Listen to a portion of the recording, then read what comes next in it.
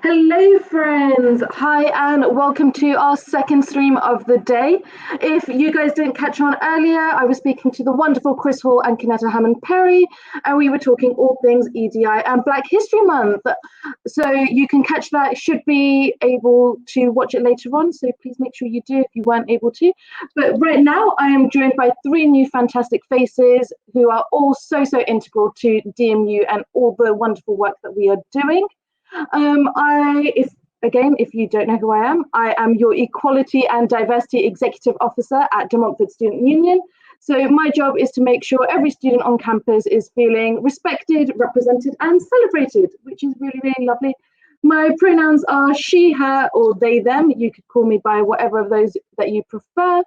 And I'm going to be available on campus the entire time during freshers. You can catch me via email, via social media, anything that you see fit. If you see me walking around on campus, you can always say hi. I am going to go straight into it and introduce the lovely people that I have with me. So, lovely producer Sophie, if we could zoom out and reveal our magical faces. Woo, perfectly. So, we have Antonia Jackson, Ben Browne, and Mark Prescod. Give us a wave, guys. And I will allow themselves to introduce themselves. And so you can find out a little bit more about them, and we'll be doing a little bit of a Q&A and a bit of an informal discussion. If it's okay, we'll start with you, Antonia. Yeah, sure. Thanks, Diya. So it's great to meet all of you, albeit virtually, and I can't actually see you, but it's amazing to have you all here at DMU. Really exciting time for you, really exciting experiences ahead of you. I'm as Dee said, I'm Antonia. I'm the Senior Equality Diversity Inclusion Advisor at DMU. Been here about 4.5 years, and really enjoy it. DMU is so progressive in terms of our EDI, and we have so many kind of different initiatives and ways of kind of working that mean that we can progress EDI for people across the board. So it's not just kind of one focus. That's something that really drew me towards working at DMU, was that, DMU generally cares for different groups and staff and students, not just in terms of kind of one diversity characteristic, which a lot of other institutions do, across the board completely. But yeah, that's a really brief intro to me.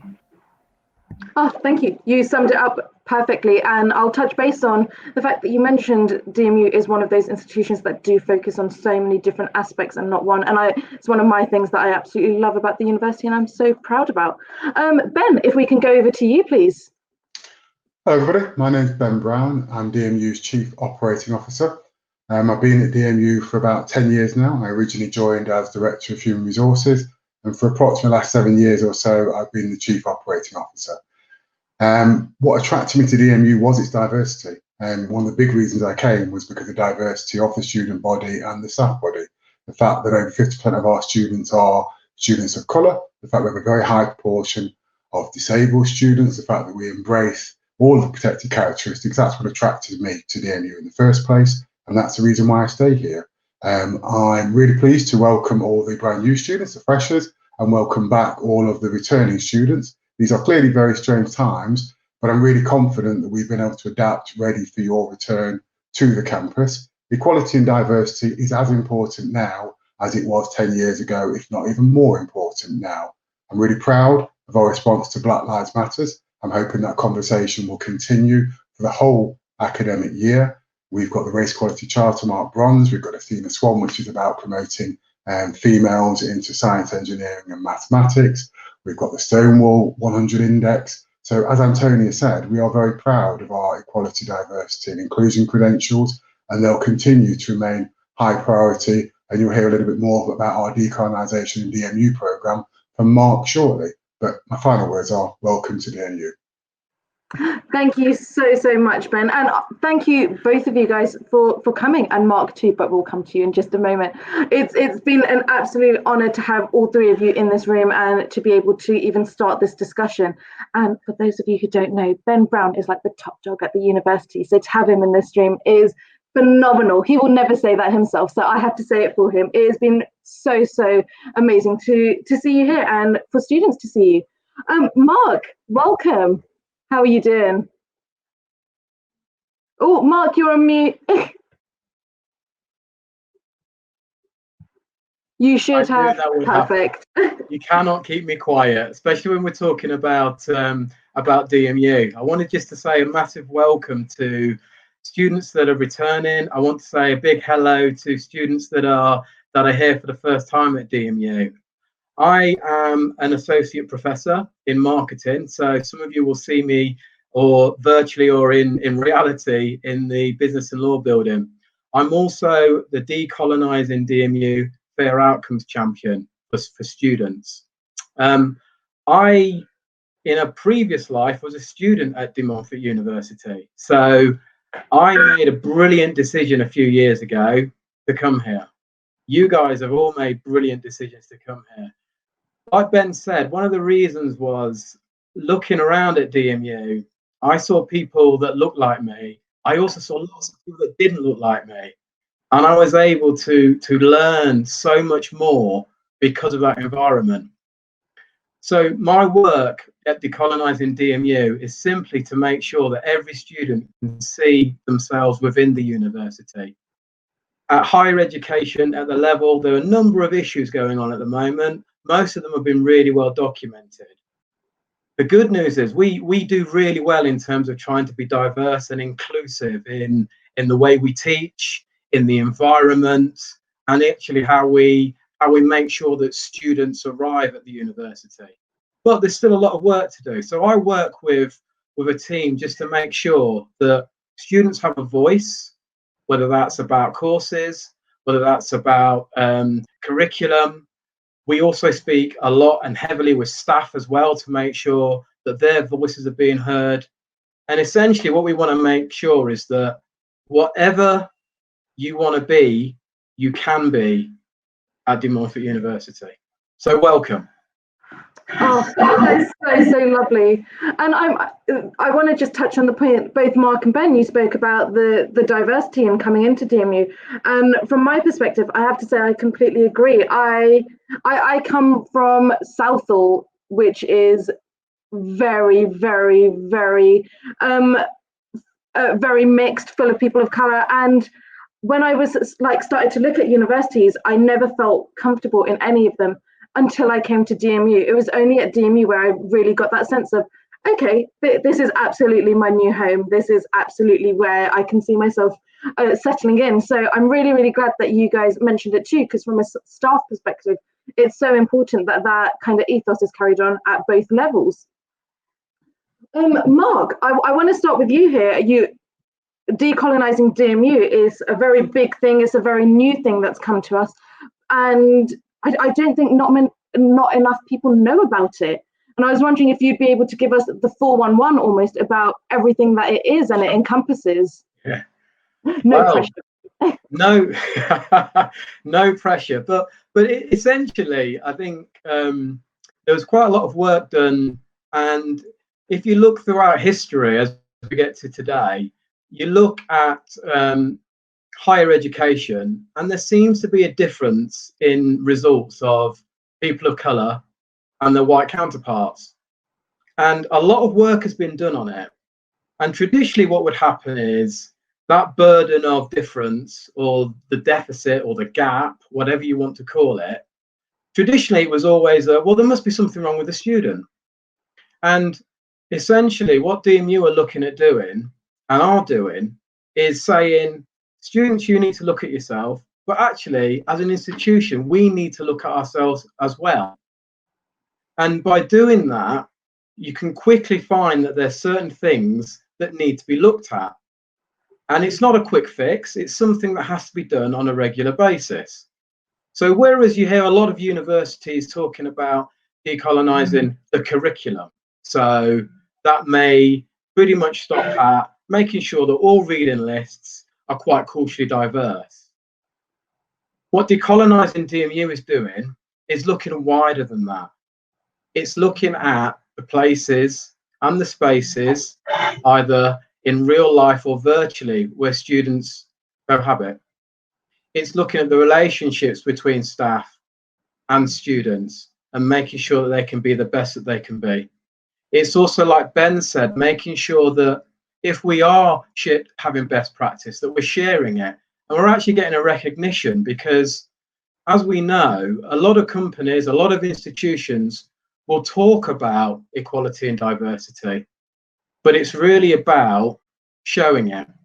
How I'd really sum it up is, when you are in institutions, and I've been in a number of universities before Montfort University and a number of companies before, and sometimes you don't feel as if you're being heard, and sometimes you don't feel as if what you say counts.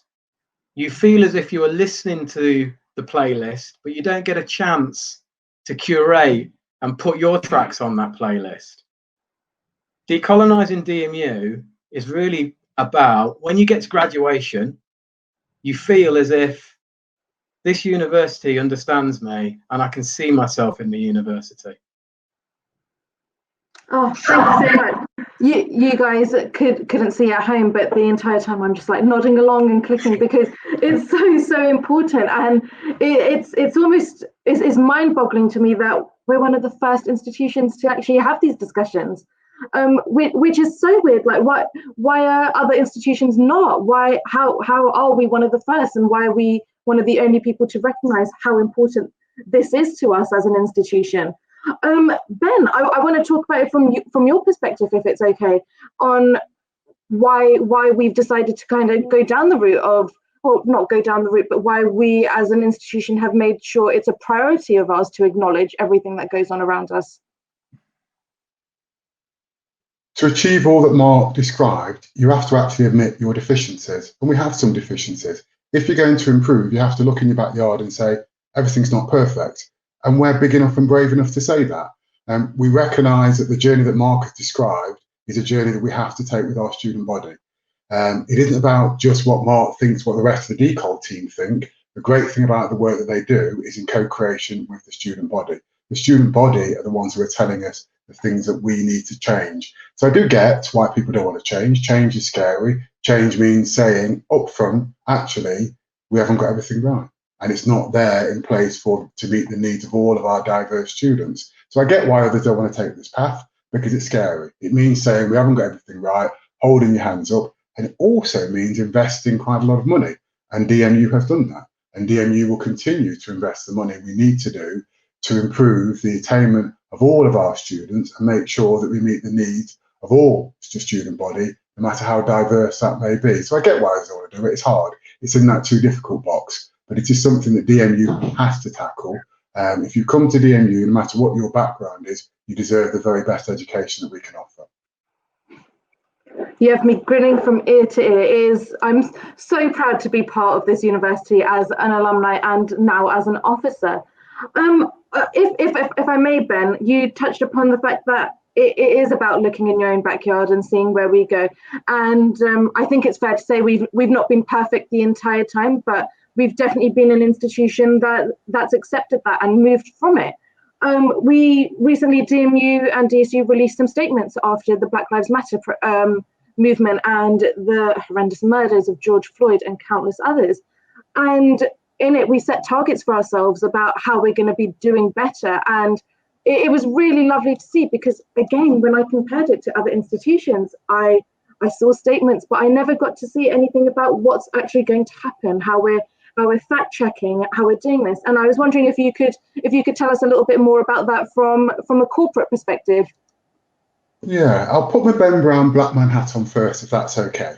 Of course. I look at lots of other institutions, and I also look outside of higher education. So I watch the Dave Comedy Channel, or I watch Sky Sports, and they put up what you could call virtue-seeking or performative statements. I don't want to be party to do that. I know Mark and I know the DMU community expect better of DMU. We put out what we felt was an honest statement. We put it up there that said, actually, there are things going on in society, not just in America, but in this country here, that needs to improve, whether it be the treatment in terms of the criminal justice system, whether it be the portion of people who end up in the mental health system, and whether it be attainment at schools or higher education. There's an awful lot that's not right in UK society, and we need to acknowledge that. We need to be part of the solution, not saying no, no, no. And being part of the solution says we're going to have to admit we've got some things not quite right over a number of years, and we have to improve.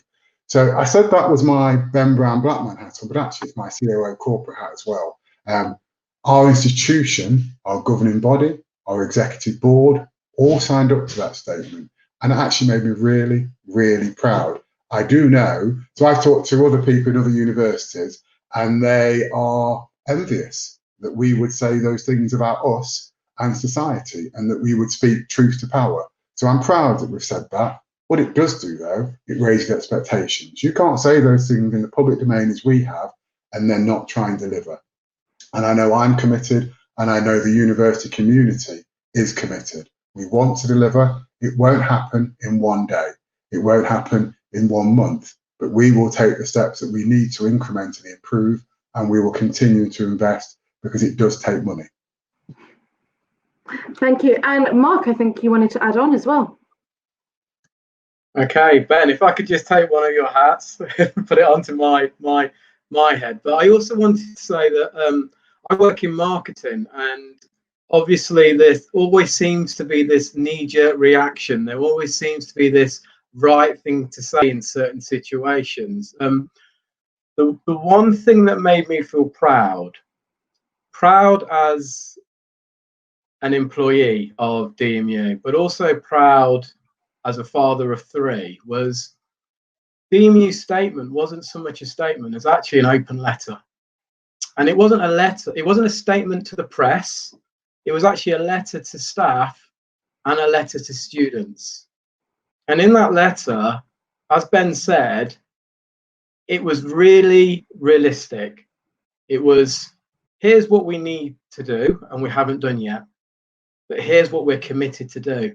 So reading it, I felt so much pride, but also, and I'm going to be really honest with you, it was quite scary as well, because when I read other brand statements, brands that I love, they didn't really give and here's what we're going to do, here's our challenge.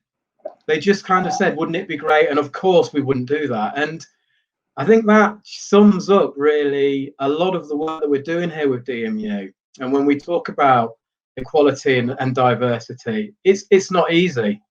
It's not easy. You can't look at it once a year. It's everywhere. It's open, and in many ways, that's part of the reward as well as part of the hard work as well. Oh, thank you so much. That is so important. I think one of the biggest things is I have really been looking out at brands and how they've responded. Gymshark has been one of my favorites. Don't even go gym. But it's been my favorite one of my favorite brands to actually respond to it, because they've taken those proactive measures, much like DMU have said that they have. And I think that's the importance of it. It's all well and good saying something to get your voice out into the sphere, but it's actually what are you going to do about that? So I really, really appreciate the comments made on that. Antonia, did you have something to add? Yeah, I mean, just straight before this, I was in a webinar about decolonising the curriculum. I mean, that was only part of the webinar, kind of became the focus of it. And I was just thinking, we should be so far beyond that. You know, people talking about decolonising the curriculum, that's conversations that started years ago. And people still aren't in the sector recognising that, you know, it's not just about the curriculum, it's about the structures and the barriers that the structures put in place. And it's not just, this isn't just a DMU problem. This is a sector problem. This is a country problem. This is a European problem. This is an international problem. The structures have been put in place from a time that people were racist, quite frankly, and sexist and homophobic. And these structures haven't changed with the times. And what we're committed to doing is we're committed to looking at the structures that we have in place as an institution, as should every other university, and look at those structures, see where your problems lie, and change it. Because that's the only way that you're going to make progress. And that's the only way that we can truly deliver what we should be delivering to students. You know, we want the best for all of our students here. We want all the best for all of our staff here. We want people to progress. We want people to feel included. You can't do that if your structures don't allow you to do that. So we're absolutely committed to it. And it's just so important to get it right. as Mark was saying, you know, the letter was more of an open letter. We want to have a conversation. It's not just about us telling people what we think people should do. It's a conversation. We want to hear people's views. We want to hear people's voices. And whilst you're here at DMU, there'll be numerous opportunities to feed into that. You know, we have this month, Black History Month, but we have events all throughout the year. We have opportunities for discussion. Mark under Decolonising DMU has run a number of student-facing sessions where we openly talk about certain issues and try and gain your views. So it's the start of a conversation. Please, I would really like to encourage you to get involved in that. I can only second that. Students at home, whether you're freshers or you're returning, please, please, please do get involved. It's not very likely when I say we are very lucky to be a students' union that has a really great working relationship with our university. Might be a bit cheeky of me to say, but it's not common at all. And it's one of the places why I ran for a second year, because I truly felt listened to and respected in the role that I have as your officer.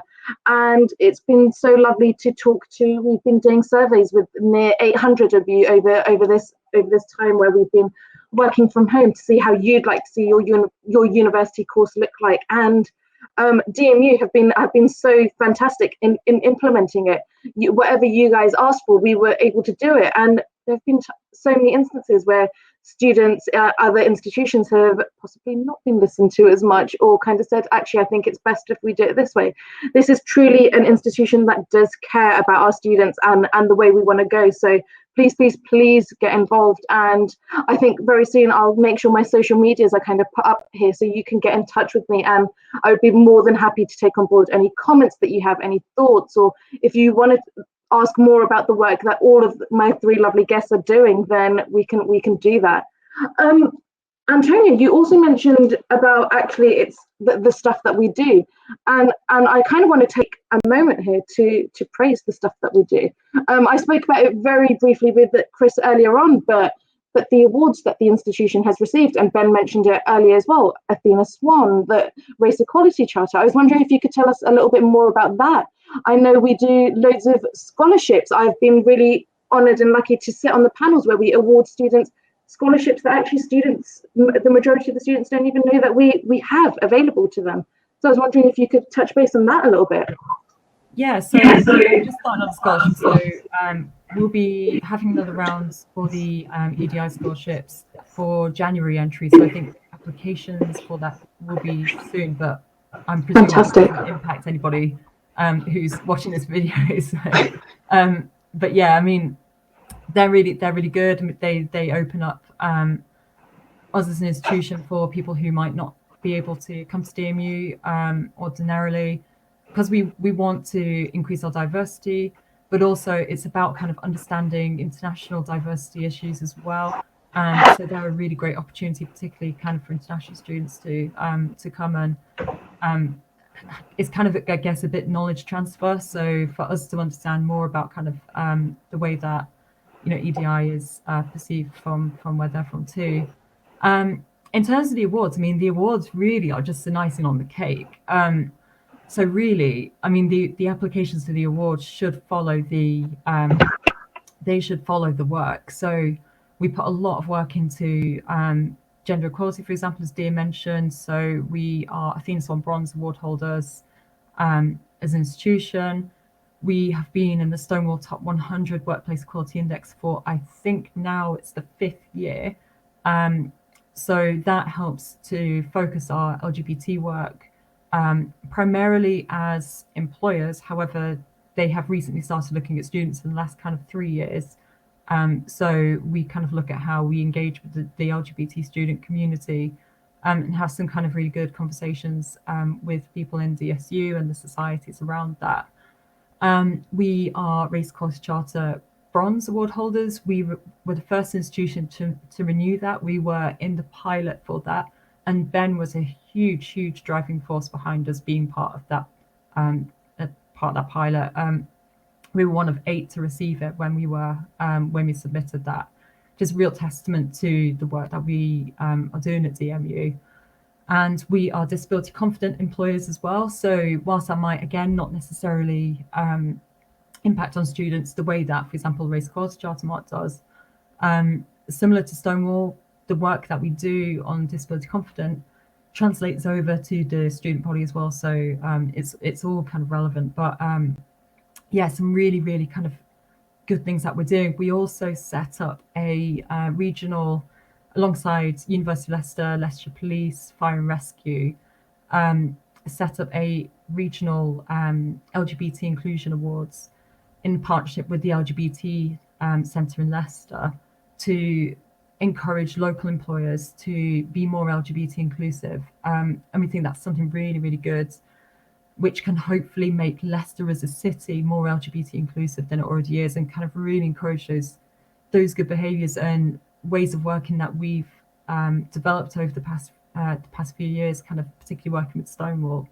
But yeah, we've got quite a few awards, but the awards, like I say, are the icing on the cake. What's the really important thing is we're doing the work, and the work is being done generally because people generally care about it, not just because they want an award. Woo, dear me. And you're completely right. The awards are absolutely the icing on the cake, but it's the work that's being done that is so important. And I know you mentioned it's not as relevant to the student body because a lot of the work is done with staff, but actually I would have to say it is. I think from my perspective as a student, it was so important to have that visual representation element, and for me to kind of come into the university and see people of colour, especially people who were queer in positions of power, where actually it gave me the confidence to believe, hey, this is something I could possibly do, I could possibly go into. I never imagined myself sitting on the board of governors ever, and I've been really blessed to go there. Ben, if I could come to you, I think you've got a comment. I just think what you said is so important. I think many of us, when we grew up, didn't have those role models. I remember when I was younger, what I saw on TV was not appropriate in terms of the images of Black people. What I saw in organisations didn't reflect Black people or females in power, LGBT in power. These role models are really important. But I think what's equally important, I heard a speech from Herman Ousley, who's a well-known character in terms of equality and diversity in this country. And he led the Kick It Out of Racism campaign in football for many a year. And he gave a speech about when you get so far up the ladder, we have a role to help other people get up that ladder. And I suppose the other point I'd like to make is the point about intersectionality as well. I firmly believe that nobody lives in an individual protected characteristic box. What DMU needs to strive to do is meet the individual needs of every single student. And they will be different in every single way.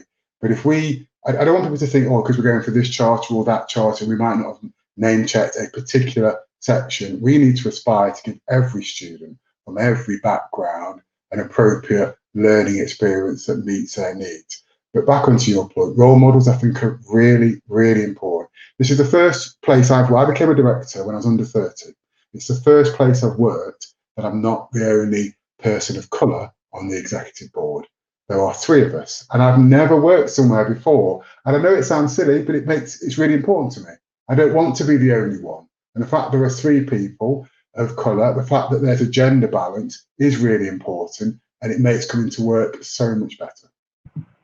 That's so mind-blowing again that DMU was the first place. And I was wondering, Ben, if I could ask you to talk a little bit more about that lived experience that you've had and your journey into the world of work, because I acknowledge that there are loads of other students who I've spoken to personally where they've said, I've not seen people of power.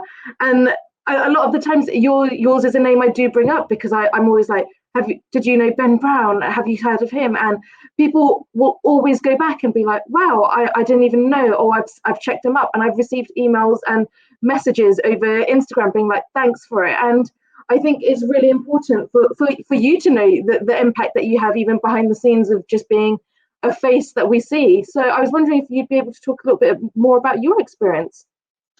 Not the most traditional experience. I didn't actually do very well at school. I was I was a bad teenager, so I didn't excel. And so I had to go back and go and study afterwards. And I paid for myself to do my professional qualifications and my postgrad qualifications. but it was worth it. It was worth it. School wasn't for me, but higher education, I found myself at higher education. I remember when I did my first professional qualifications, I wasn't going to do my postgrad, and a really nice professor came up to me and said, I'm going to do the postgrad qualification in HR. And I said, oh no, I couldn't do that. And she said, you'll be my best student. She was right. I performed better than anybody else because higher education, the autonomy, the sink or swim was for me. Like most people of colour, I was brought up by my parents to believe that you will have to be better than some other people if you're going to strive in life and achieve. And whether that's true or not, it's driven me on. I'm not saying I want to be a role model, but I do want to show that Black people can achieve, that the stereotypes that you see on TV are not true. People of colour in general, we can achieve. And I'm hoping that I can help other people in terms of progress their career, even if it's just because they see somebody of colour in a senior position. If that's enough for them to say, well, if Ben can do it and he ain't got a lot about him and I can do even better, then great. Because I think we need to recognise there is nothing in society that we cannot do. Forget this, that you've got to be a certain type to be the chief exec. That's not true. That is not true. And we can do whatever we want to do. I've met some amazing students who, at year one, shy, wouldn't say that much. When they're graduating, you can see they're going to take on the world and they're going to be the chief execs of the future, people that I would love to work for. So I would say, don't set your aspirations low. You can achieve way beyond what I've achieved in my career. And racism, sexism, and all the other discriminations do exist. I will tell you, I've seen it, I've experienced it, but we can overcome. With perseverance, with determination, you can get there. What a fantastic message to kind of give to the students. Students, if you are watching this, that is your motivation now. That is your motivation. But honestly, I have to say, even from my perspective, I've been in this role for 2 years now, and I definitely suffered from imposter syndrome at the beginning, and I still do on occasion. Having you as someone to look up to and have meetings with and being able to feel comfortable around you has helped me kind of thrive in my role. So I have to thank you on a very personal basis as well, Ben. So much love. But I think it's such an important thing. And if I can, Mark, I'd like to come to you and talk a little bit more about that from a Decol DMU perspective, because we as an institution have moved into phase 2, which is Decol DMU, which is about ensuring that representation exists. And you've now started a scheme where we've got ambassadors and students involved, and it's a program that's really, really thriving. And I was wondering if you could tell us more about what it is, what the plans are for the year, and also how students are getting involved and becoming active as part of it. Yeah, I could talk for hours and hours. Thankfully, I'll try and sum it up. But essentially, picking up on a couple of things that Ben has said, that's the focus of what we're trying to do here. I think in an institution where at the very top level, they've actually said, we're all ears. We understand that there's a challenge here. We're all ears. That's unheard of. And what I'm doing with the team, yeah. So really what that means is we've got a green light. And rather than me going, I was a student a few years ago and I've got some great ideas and I think this should happen, what we've actually done is we've actually created an environment where people, as in students, can join in. So we've had a number of students who are student ambassadors. So this is a role that's actually paid, because we actually believe if this is a hard challenge, it shouldn't be something that you find a couple of hours to do or you squeeze in terms of other things. DMU are very clear. This has a value attached to it, and we want to solve some of the issues. And we also want to shout about some of the things we're doing well. So we have 4 or 5 ambassadors. What they do is they help actually be the eyes, the ears, and the mouthpiece of students. So rather than me saying, I think we should do an event and it should look like this, no, I have to do something that's really quite hard for me. I have to shut up and I have to listen. And the great thing is, students will come up with events. So, for example, something like Unapologetically BAME, where you've got an environment where there's some some universities, and traditionally there's some conversations that you just don't have on campus, right? You have it in the back of an Uber, or you have it in your student halls, or you have it on Twitter. Well, why don't we have those conversations here? Because we want to hear them. Some of them will be great, and some of them will be really uncomfortable. So from that, we've actually had sessions, and we've actually had some actions that have come from it. We're also doing things like Black Education Matters. So I work a lot with yourself, Diya, at the NUS, and I work with other like-minded students. One of the big things I've realised is there's so much going on. And part of the role for Decolonising DMU is actually bringing some of that to the fore.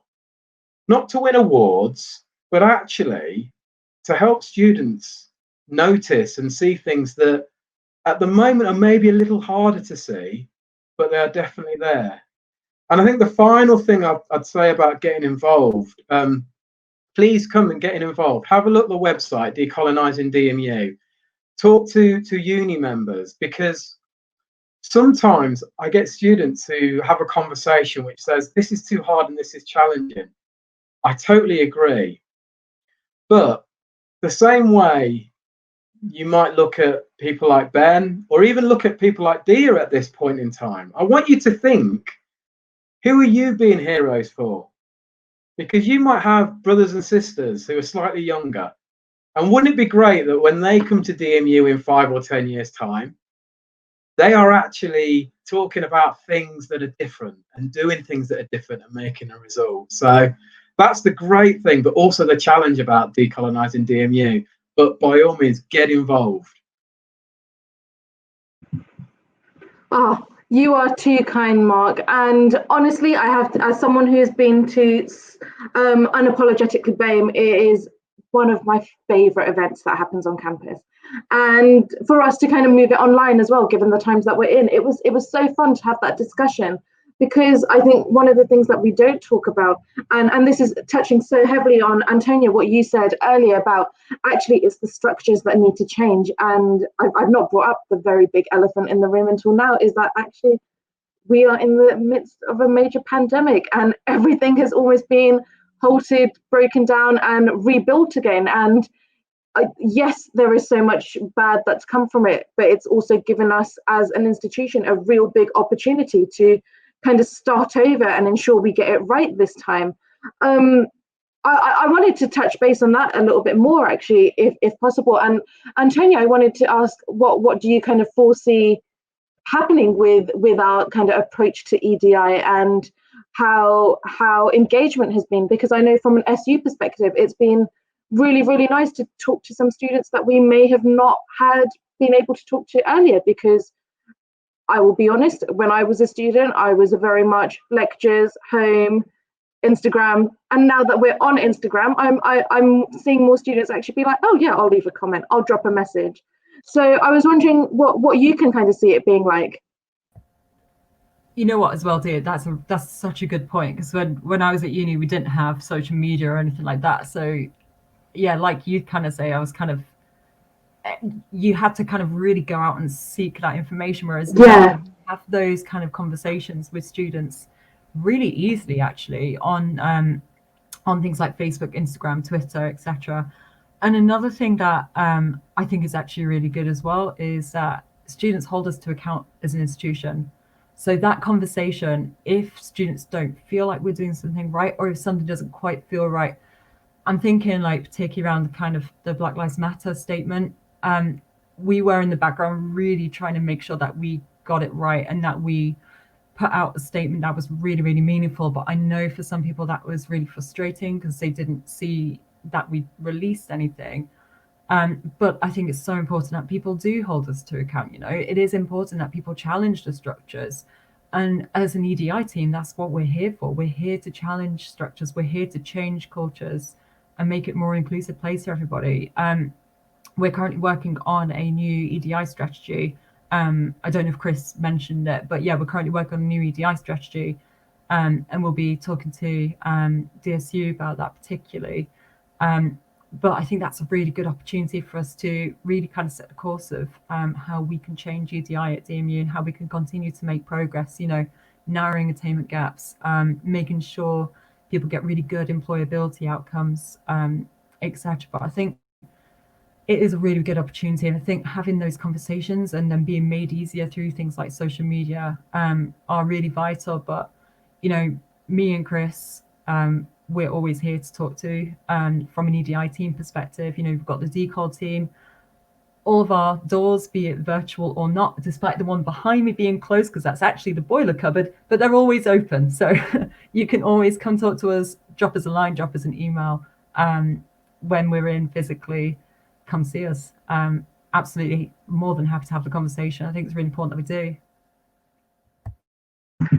Thank you so much. I think, if I'm correct, producer Sophie, who is backstage, also has a little banner that can go up if they did want to get in touch. We'll let her put it up, but there we go. So is that correct, Antonia? Perfect. So if you guys did have any questions or queries, send an email through there. You can go through me. If sometimes students want to use social media, that is absolutely fine, and I can pass the message on. Mark, is it okay if I come to you, because you're also a lecturer, you're also teaching here, so I wanted to get your perspective on that. Wow, yes, it's very different times at the moment. I don't think I'm the first person to say that, and I certainly won't be the last. But you know, I think in a lot of this is where leaders come forward, and leadership is about saying, I'm not sure where the future will be, but I think it might be in this direction. And what I've seen is in my work as a lecturer, but also my work on DMU, Decolonising DMU, is we're getting some real student leaders as well as staff leaders in how we turn this into an opportunity. So without belittling, obviously, the pandemic, what I found is a couple of key things, and I've actioned them based on some things around students. So if you take it that the world is suddenly less in the space and in the now and much more online, how can we make that advantage? So we've forged some really good links with some American institutions. A lot of university students, they almost have America as their second home, rightly or wrongly. Some of the music that they consume, some of the music you listen, some of those Netflix series that you binge watch. I know what you're doing. I do it as well. So a lot of people talk about the Deep South. So we've actually got a relationship with Georgia State College University. And what we do on a monthly basis, and again, students can get involved, is we have a room full of Georgia students talking to a room full of DMU students. And it's about anything that is relevant in your world. So we, for example, we talked about Meghan Markle and Kate Middleton, and from a UK perspective, what that was like, and also hearing from the US what that's about. As we go into Black History Month, we're going to be asking people in the US to think about Black history and what it might mean from someone who's residing in the UK, because it's always normally the other way around. The final thing I will say as well, which is a massive opportunity and a massive advantage, is when it comes to lecturing, I've always believed that you should bring the outside into the classroom. And this is a fantastic opportunity. What I'm actually finding now with a lot of my colleagues is it's easier now to get guest speakers in. So whereas for me to say, I want to speak to somebody in Silicon Valley, it's quite hard for me to get that signed off for, a around the world trip for an hour's lecture. Whereas to get them to record something for 25 minutes that talks about something cutting edge, that's what we're doing right now. So it's a great time in many ways as well. I know it's not what we'd have planned, but actually throughout this, in terms of equality, it's a great chance to see the world, which will then give you a much better chance to leave your mark on the world. I think it's phenomenal, the things that we're being able to do during all of this, I think talking to another university, how cool is that? I will definitely have to sit in on one of your lectures, Mark, if that's okay. But I think this entire conversation has been so empowering and inspiring, to me at least, knowing that there's so much hope around us and a future that we as students and staff and officers have to look forward to. It is a weird time that we are in right now, but it's absolutely giving us that frame to do better. I want to thank all three of you guys for being such fantastic guests and being so open and honest during all of this, because I think it also means a lot to students. So I will thank you on behalf of all the students watching at home and from the Students' Union. If I may, I want to end on something a bit more fun, if that's possible. There are loads of students that have possibly come to campus for the very first time and not seen around, and I wanted to hear your top tips. We've all been in Leicester for a little while, so I'm going to ask all of you guys to finalise with your favourite spot on campus, your favourite thing to do in Leicester, and then any final words you might have. Antonia, I'm going to start with you, if that's okay. Okay. I think my favourite spot on campus is, I've not been here for a while, obviously, but on the top of Vijay Patel, there's a little terrace, and I'm underdoing it. It's a fairly decent sized terrace, but there's a terrace there anyway, and it's a really nice space to go chill out, kind of get away a little bit from everything that's kind of happening on campus, getting away from kind of the library and stuff. Just a bit of a kind of space to chill out a bit. But from there you can see all across the city. You can see all the way over to the football stadium. You can see kind of it's really nice, just a nice open space to have a look. But then that just made me think of the canal. I quite like the canal as well. We've got a really nice campus space, basically. But there's a lot of really good inspirational spaces on campus for many different reasons. Vijay Patel in general is amazing because you can see all the different art exhibitions from the ADH students. You can see into the labs, the workbenches. I don't know what you call them. The places where people do like woodwork and glasswork and stuff like that. It's really good, and you can kind of see people just applying their skills. So I think, yeah, I'd probably say I'm going to take the whole of Vijay Patel. I'm going to take the whole of that. I've forgotten what the other question was now, Diya. Sorry. The others were favourite place in Leicester, but you said the canal, and then just any final words that you might have for the students watching at home. I don't have anything that's quite as poignant to say as what Mark just said, to be honest. But it's just absolutely amazing to have you all here. There is so much to see and experience in Leicester. When times are a bit more normal, kind of get down to a lot of the festivals that we have in the city. We've got, I think, still the biggest Diwali outside of India. It's an amazing experience. Make sure you make the most of that, because not many places in the UK get that opportunity. I know it was literally the first. So I was a student in Leicester, but for one up the road that we don't talk about so much. But it was literally the first thing that I did when I was in Leicester.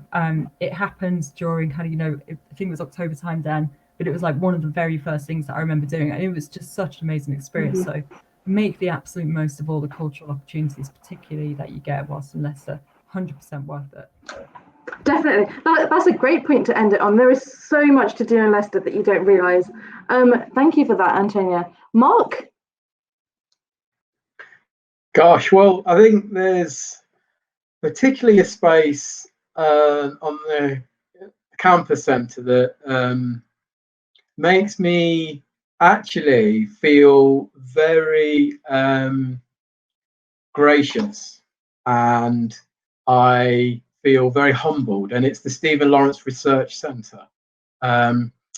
Stephen, when Stephen was murdered, was about a year older than myself, and I remember my mum passing, and one of the last things we actually spoke about was the Stephen Lawrence murder, and to be working in a place that doesn't just see that as a shrine or something and a tragedy, but actually seeing it as a kickstart of a better future. It actually makes me feel really humble and gives me sometimes a sense of what I need to do, and actually a sense of having those difficult conversations. On a slightly different track, favourite place in Leicester, King Power. Wow. Leicester City, we all know the story. You know, these wannabe people put together, you know, isn't that diversity in action? A group of people who had different skills, who actually put it together and are still actually punching well above their weight. And that's all that I would say to anybody coming to DMU. You get what you expect. Expect more. Expect more from us. Expect more from yourself. And you know what? We'll see you on graduation day. That's amazing. I came to Leicester as a United fan, and I have to say I've been converted. I joined the summer that Leicester won the Premier League, so it was so cool to see everything. And if any of you guys haven't seen campus yet, as you walk just past Hugh Aston, there is a massive mural to Jamie Vardy, and it is very, very cool. Ben, if I can come to you finally. Favourite place on campus is easy for me. It's the campus centre. I used to work in the building opposite Eric Wood building, and I used to look out over the campus centre. It's the home of the student union. It's the most vibrant place on the campus. It's where you'll see the students congregating on the steps. I've seen them do various dances, lots of singing. I've seen lots of different sales going on there, but it's always vibrant. It's the home of the student union as well, so it's a really important place to connect. Turns a top tip, dead easy. Get involved. Join a society, join more than one society, get to know your student union. Your student union will be your best friend on campus. Please don't be a loner. If you're a commuter student, still get involved, join societies, join the student union, get to know people. Don't be afraid. You see me walking down the street on campus, you come and talk to me. I'll talk to everybody who wants to talk to me. So please get involved. Favourite place in Leicester, I love food. And before I ever came to work at Montfort University, I used to come to the Golden Mile to have various different Asian foods. I didn't know that vegan and vegetarian food was nice before I visited the Golden Mile. So the Golden Mile for food is where I'd recommend. Amazing, absolutely amazing. Well, I'll transfer you your tenner, Ben. Thanks so much. But honestly, the Golden Mile is so good. I do not walk anywhere. If anyone knows me, I do not walk past 5 minutes from campus. Sometimes I will get an Uber to High Cross. The Golden Mile is the only place I will walk. Like, I will happily walk there, go get a curry, come back. It is absolutely amazing. Thank you guys so much for your tips. I agree with all of them, and you've given some real insight to the students watching from home. I just wanted to end by saying it has been an absolute privilege having you guys here, and thank you for taking like an hour of your day, because it is a very busy time right now for welcoming all these students on campus. I look very forward to seeing all of you guys in person, hopefully, and hopefully it won't be too long, and hopefully it'll be the students too. But thank you guys so much, and see you soon. Bye everyone.